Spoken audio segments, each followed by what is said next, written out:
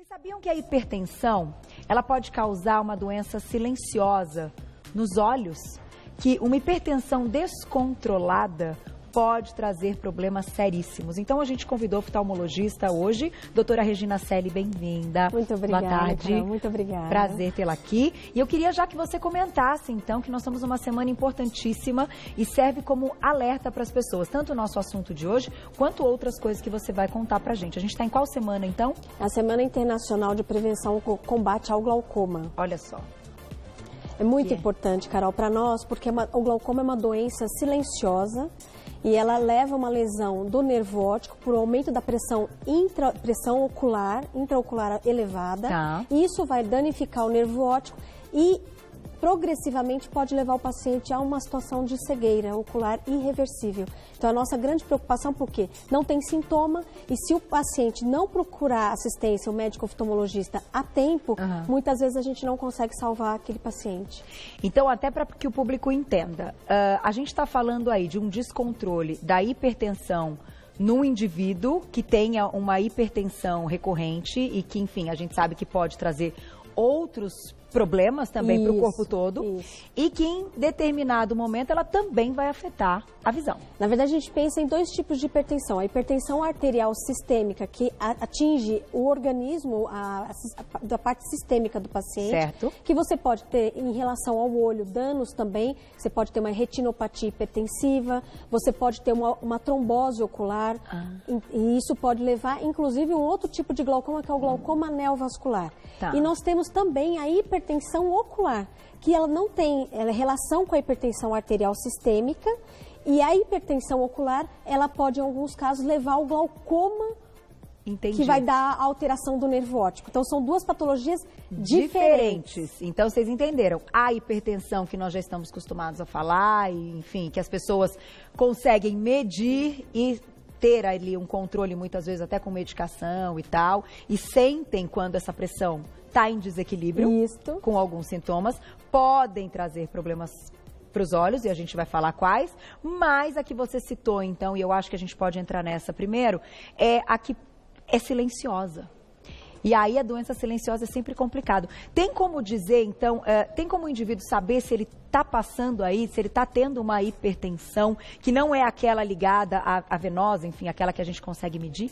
Não tem, Carol, não tem sintoma. Então não é o olho seco, não é porque eu trabalho muito no computador, que eu fico com o olho vermelho. Esses são sinais que a gente chama de sinais de superfície, por exposição do olho. Tá. Se o paciente não procurar assistência para fazer um check-up de rotina, anual com o seu oftalmologista, que vai medir o seu grau, vai medir a sua pressão, e aí é a chance, a oportunidade de a gente identificar e detectar a hipertensão ocular. Tá. E essa precisa ser investigada, precisa ser, muitas vezes, em alguns casos, que você já tem lesão, que você já tem glaucoma, e aí você tem que tratar o paciente para evitar a cegueira. Então,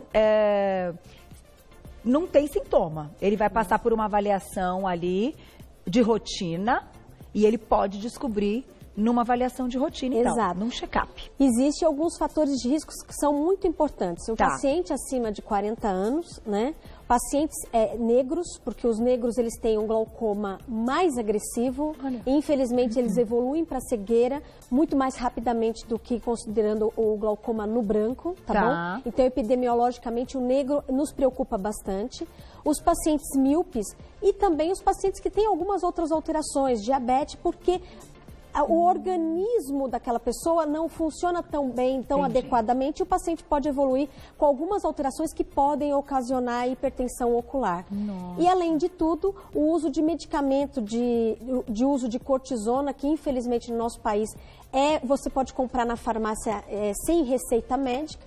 E a cortisona, quando a gente instila no olho, ela acaba causando uma sensação de bem-estar, porque o olho fica muito branquinho, o paciente se sente bem, mas ele é um vilão, porque ele pode levar ao aparecimento de catarata e glaucoma nesses pacientes. E quando você diz o uso da cortisona, você está dizendo uma forma de colírio. A cortisona, ela tem a principal forma de manifestação da pressão ocular, geralmente são as cortisonas tópicas, colírio. Puxa vida. Os colírios com cortisona. E as pessoas conseguem comprar livremente? Livremente. É diferente de antibiótico. De antibiótico que tem receita. Então, cortisona no nosso país, você pode chegar, me dá um colírio de corticoide. Aí ele vai te liberar e você não tem a noção do que isso pode ocasionar dentro do teu olho. Aumenta a pressão ocular em alguns pacientes e mesmo aumentando a pressão, o paciente não vai perceber no seu dia a dia que está tendo alguma alteração visual. Entendi. Então, só a gente consegue detectar com o check-up de rotina. Mesmo lá no consultório, com a consulta? Mesmo na consulta. Na consulta. Eu vou colocar perguntinhas do público e a gente continua falando. Gente, isso é seríssimo, hein? Porque as pessoas devem usar e muito. Beth, um beijo, obrigada. Tenho pontadas dentro dos olhos. Devo me preocupar? Eu acho que todo sintoma a gente não pode desconsiderar, a gente tem que avaliar, né? Tá. Geralmente a pontada ela pode estar relacionada a uma crise hipertensiva arterial, né?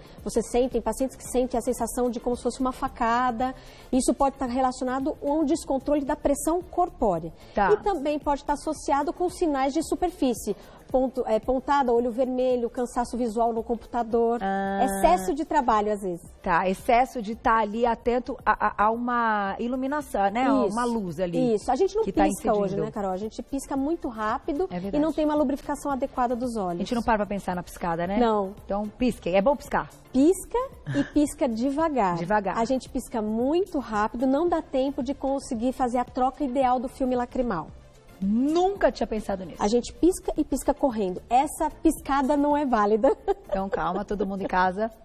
Olha, pisca, Isso. Olha. Medita, pensa e abre o olho de volta. Abre o olho de volta.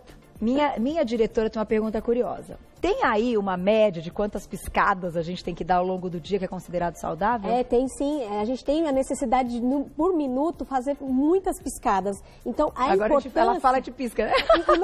E lacrimeja os olhos, né? É. Por isso que é importante a gente ter essa pausa, principalmente o paciente que usa realmente o computador ou qualquer dispositivo eletrônico. Tá. Então, a gente tem que fazer a piscada e uma piscada lenta para fazer realmente a lubrificação dos olhos. Então, é assim, muitas por minuto. Muitas por minuto. Muitas por minuto. Mas saudável, então, é dar uma paradinha e fazer essa reposição de forma correta. Porque não dá tempo mesmo de lubrificar, isso é verdade. Quem tem olho seco, então, tem que pensar mais ainda nisso. Exatamente, porque a gente pensa assim, as luzes dos dispositivos eletrônicos, elas evaporam a lágrima, porque a lágrima é água, a concentração de água. A gente normalmente trabalha em ambiente com muita luz e com ar-condicionado. Então, naturalmente, você já está exposto a uma situação de uma carga de trabalho, muitas horas acordados. Então, tudo isso acaba gerando um estresse e isso pode estar acontecendo com a nossa telespectadora de estar sentindo dor em pontada. A gente vai colocar uma ilustração até para a gente entender o que acontece, então, que é essa pressão, né, nos olhos. E aí, o que a gente está vendo? Na verdade, Carol, aqui a gente tem uma retina normal, tá? Que é o fundo de olho, lá dentro do fundo do olho, lá atrás da nossa pupila, dentro do nosso olho, tá bom? Eu brinco muito para falar sobre o nosso motor. Aí são as células mais importantes. Por isso que o olho é como se fosse uma máquina fotográfica, é tudo protegidinho, porque essas células são células fotorreceptoras. Aí está a retina. Então, a hipertensão arterial do nosso organismo pode interferir nos nossos vasos da retina, causando uma retinopatia hipertensiva. Diferente, por exemplo, no glaucoma. O glaucoma ele vai levar uma lesão do nervo. E a lesão do nervo é que pode gerar o glaucoma e a cegueira. Que aí é irreversível, como você colocou, né? Isso. Aí é irreversível. A gente tem perguntinhas do público. Vamos colocar a perguntinha agora? Olha lá. Na tela, então, quem escreveu pra gente. Obrigada, Dani, um beijo. Quem tem glaucoma pode fazer a cirurgia de correção da miopia? Nossa, essa é uma excelente pergunta, Carol, porque o que acontece? No tratamento do glaucoma, a gente basicamente reduz a pressão intraocular, tanto com colírio, com laser ou com cirurgia. Tá. Isso no tratamento do glaucoma. Na cirurgia refrativa, que é na cirurgia da miopia, a gente interfere na córnea.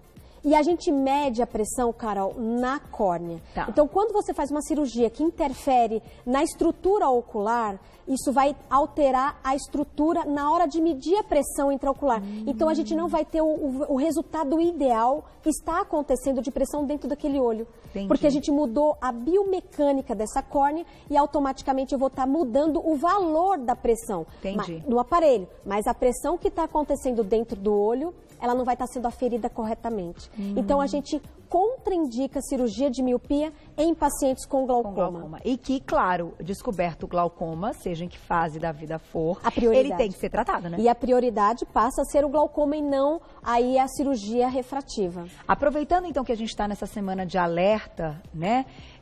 Falando em glaucoma, a pessoa que descobre, ela pode estar já num nível deste glaucoma. Se não tratado, ele evolui rapidamente. Isso. Carol, o principal glaucoma, de 80% dos casos, é o glaucoma primário de ângulo aberto. Ele é progressivo e ele é lento. Tá. Graças a Deus, isso nos ajuda até poder conseguir ter tempo para detectar a doença. O problema é quando você tem a lesão, como é uma doença que não tem sintoma, a lesão você já perdeu aquela parte do nervo. Então, quando a gente detecta o glaucoma, geralmente já está muito avançado. Só para a senhora ter uma ideia, mais ou menos 50% dos pacientes que são detectados glaucoma na primeira consulta já tem alteração de lesão glaucomatosa avançada no olho e não sabem dessa informação. E que faixa etária é mais predominante, assim? Geralmente acima de 40 anos, porque o envelhecimento aumenta muito a chance da alteração glaucomatosa. Olha, gente, tem que fazer todos os check-ups. E tem mais perguntinha para você na tela. Obrigada, Gá, um beijo. Quais são os sintomas, então, do glaucoma? O início é bem silencioso, como você comentou.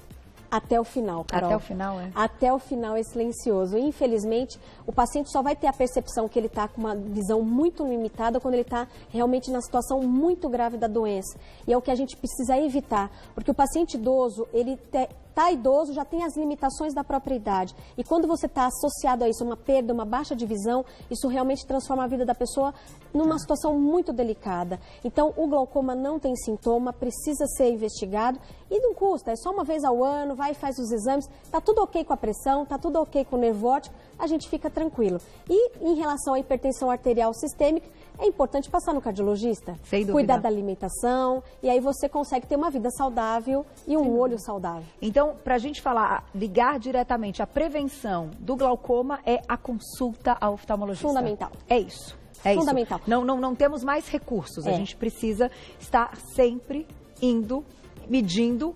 Exato. Não tem o que fazer de outra forma. E consulta não é fazer o óculos. Existem algumas etapas da consulta oftalmológica que a gente tem que ser bem definido. A etapa de refração, que é o óculos, para a gente enxergar melhor. Tá. Tem a etapa do exame oftalmológico, que é medir pressão, ver o fundo do olho. Isso é fundamental para a gente encaixar as informações e entender se aquele olho está com risco ou não da presença do glaucoma. Encaixar informações, isso é importante também. Mais perguntas, olha lá. Obrigada, Fabi, um beijo. Vejo raios luminosos como aqueles de LED, mesmo sem dor de cabeça. O que pode ser? Raio luminoso pra gente no olho é realmente uma coisa que pode preocupar a gente, tá bom? Por quê? Porque existe uma estrutura dentro do olho chamada vítreo, que ela está em contato íntimo com a retina e o vítreo ele é transparente. À medida que a gente, dependendo do movimento que a gente faz, algum tipo de esforço físico, algum impacto, esse vítreo ele pode movimentar dentro do olho e causar flashes de luz na nossa visão. Alguns pacientes têm a sensação de moscas volantes, que é como se fossem uns bichinhos flutuando na sua visão. Tá. Mas o que mais preocupa são os flashes de luz. Então, nesse paciente, o ideal é fazer o exame de fundo de olho. De olho, tem que fazer. Tem que fazer. Tem que fazer. Ah, tem perguntinha ligada ao fundo de olho, vamos ver. Obrigada, Dalva, um beijo. Exame de fundo de olho pode detectar alguma doença? Então, o que a gente encontra? Muita coisa. A hipertensão arterial sistêmica é um dos exames que a gente pode orientar o paciente. Falar, olha, o senhor tem pressão alta? Não, doutora, não tem. Não, eu vou encaminhar o senhor para o cardiologista para fazer uma investigação. E também a diabetes. A diabetes, muitos dos pacientes a gente acaba fazendo o diagnóstico no consultório no exame de fundo de olho. E a gente encaminha para o endocrinologista. Jura? Que interessante. Mesmo sem o paciente ter sintoma, porque a gente detecta por lesão no fundo do olho.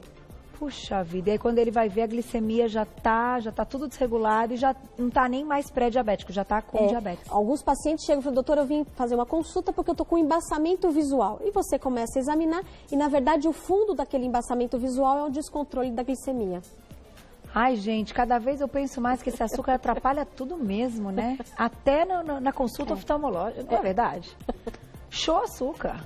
Desculpa, eu tenho que dizer isso, porque acham que eu sou um pouco até neurótica demais, mas assim, tudo que eu aprendo aqui, tudo tá envolvido com o excesso de açúcar da alimentação, com o excesso do carboidrato que vira o açúcar, porque daí tanto faz você consumir ele refinado ou consumir ele em outra forma. Pois que comeu, vira tudo açúcar. Aí o ideal é equilíbrio mesmo, né? Se você tem uma vontade muito grande do açúcar, você tem que ter um equilíbrio de não deixar de fazer os seus exames oftalmológicos, clínicos, mas também fazer o exercício físico, uma nutrição adequada. Então, acho que o equilíbrio na vida é... Gastar o açúcar, né? Quer comer o açúcar? Gasta o açúcar. Vai malhar. Né? Não deixa ele no corpo. Tem mais perguntinha, olha lá na tela. Obrigada, Sabrina. Um beijo pra você. O glaucoma pode ser hereditário, então? Sim. O glaucoma primário de ângulo aberto, o principal fator de risco é quando o paciente tem histórico de glaucoma. Né? Glaucoma e pacientes próximos ou longe que tenha casos de cegueira pós-glaucoma. Então, é necessário informar o médico, que aí, muitas vezes, muda o protocolo de acompanhamento desse paciente. Um paciente que tem uma pressão limítrofe, mas está tudo bem, não tem fator de risco, pode ser um retorno anual. Mas se tem fator de risco, a gente muda o protocolo de retorno para manter esse paciente mais assegurado. Então, claro, a conversa e contar quem na família já teve todo um histórico é super importante. Agora, antes de colocar para a próxima pergunta, me chamou a atenção que você falou do uso de colírios. E as pessoas fazem uso mesmo, emprestam para as outras. Fala, eu tenho. Você não gasta numa coisinha que você tem o negócio todo. Então, sempre você vai ter ali, e quando aparece de novo, você vai lá e deu certo, aquela vez eu pingar de novo. E isso acontece mesmo. Em que casos as pessoas recorrem, então, a essa cortisona para usar nos olhos? Alergia? Alergia é a principal causa, é a rinite, conjuntivite alérgica, e outra sensação é a sensação do olho seco, porque o paciente tem vermelhidão e coceira quando tem olho seco. E o cortisona, por ser um anti-inflamatório, ele vai diminuir esse desconforto, então o paciente se sente super bem. Então, é nesse paciente que acaba nos preocupando bastante. E o paciente que tem alergia, porque ele coça, porque ele tem o olho vermelho, e acaba usando cortisona também. E aí dá o efeito rebote. Exato. Então, o ideal é a gente sempre usar lubrificante. Lubrificantes são lágrimas artificiais que em uso contínuo, não levam a nenhum efeito na pressão intraocular. E aí também, durante o dia, não tem limite de gotas. A pessoa pode pingar quantas vezes ela achar necessário para se sentir bem, esse de lágrimas. Depende também, viu, Carol? Existem algumas necessidades a gente conversar sobre isso. Existem dois tipos de lubrificante. O com conservante, tá? Esse de conservante a gente orienta de 5 a 6 vezes ao dia. E lembrando que na hora que a gente deslacra o colírio, que a gente abre o colírio, a validade dele é diferente do que tem no frasco. Então, aquele colírio que fica lá na bolsa 6 meses, ele já não vale mais. Entendi. E tem os colírios sem conservante, que ele tem uma data de validade pós-deslacre mais expandida, em torno de 6 meses, porque eles têm um bico do colírio, ele é um bico diferenciado, e esse colírio, como ele não tem conservante, você pode aplicar quantas vezes houver necessidade. Então, há uma diferença aí por causa do conservante, e isso vai gerar uma diferença do quanto que você pinga e no preço também, porque vai doer no bolso a diferença dos colírios. Dos colírios. Esse, então, que não tem conservante, certamente deve ser bem mais caro. Bem mais salgado. Mas eu acho que o mais inteligente de tudo é, claro, passar na consulta, ter todas as orientações, vocês sabem quais marcas estão preparadas, o que vai ser melhor para aquele paciente ou para o outro. Na verdade, eu acho que nesse ponto a gente tem que confiar no profissional que está junto com a gente, já que desconhecemos o que fazer e ouvir todas as orientações. A gente não fica usando esses negócios. Olha, não é. E é assim, às vezes é depois de uma noite que dormiu com o ar-condicionado, acorda, pinga, não é? Ai, voei de avião, aquele avião, ai, pinga. E se for ver... Ninguém sabe, né, o que tá pingando. Então, o escritório, ai, deu certo aquela... Ai, viajei, e fora a gente consegue comprar umas coisinhas que aqui não consegue. Essa é uma delas, não é? Também. Pois é. Só não acontece só com vocês, acontece... eu até não, mas assim, com pessoas do meu convívio. Então, assim, gente, toma cuidado, porque depois vai lá, faz o exame, detecta o glaucoma, vê que o negócio já está avançado, aí não tem o que fazer. Aí é mais difícil. É muito triste. Eu acho que hoje o seu alerta aí dessa semana tão importante, né, da prevenção e do combate ao glaucoma, foi seríssima, importantíssima. Te agradeço muito. Eu vou passar para vocês o contato. Qual que é a pronúncia certinha? H-Cloy. H-Cloy mesmo, né? Tem um site que é o H-Cloy, então é a letra HCLOE.com.br, hcloy.com.br, para quem quiser saber mais do trabalho do oftalmologista. Hoje com a gente, doutora Regina Celli. Muito obrigada. Muito obrigada, Belíssimas explicações.